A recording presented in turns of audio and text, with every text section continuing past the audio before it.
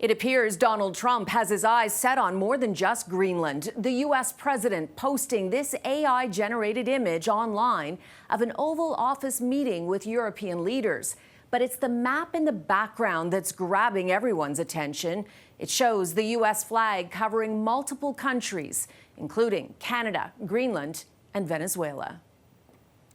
And let's bring in our political correspondent, Glen McGregor, now. And Glen, this is obviously a fake image, but it can't be sitting well in Ottawa. Yeah, Cynthia, we're all accustomed to the bizarre things that Donald Trump sometimes posts on social media. And what we don't know is whether that photo was a joke or whether it was a more pointed message.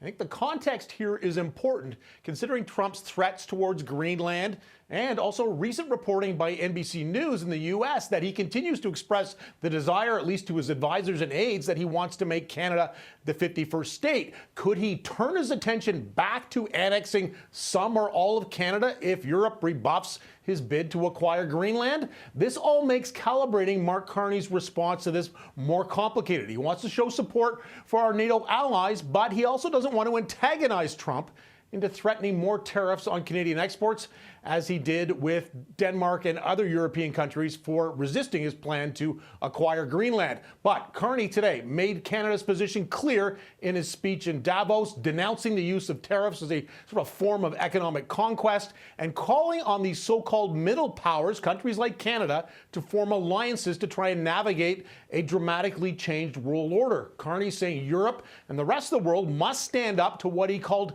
hegemons. Those are countries that use economic or military might to exert their will. Countries like the U.S., though he never referred to the U.S. by name. We're going to see, Cynthia, when Trump arrives in Davos tomorrow, whether he's going to persist with this sort of aggressive rhetoric towards Greenland and also possibly towards Canada. Definitely all eyes will be on him tomorrow. Now, today marks 1 year since Trump returned to the White House, and it's been an astonishing year. Where do relations between Canada and the U.S. stand right now?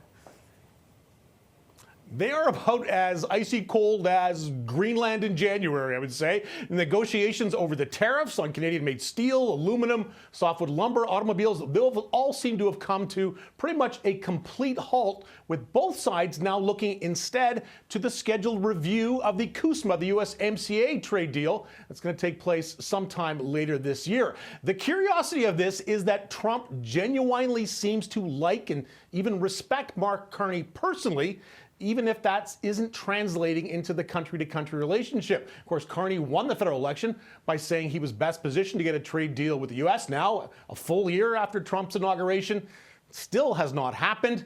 But when we look at Trump threatening other European countries with new tariffs, despite reaching a trade pact with the European Union last year, maybe Canada is better served by not getting a deal and instead keeping the focus on the CUSMA review. Cynthia.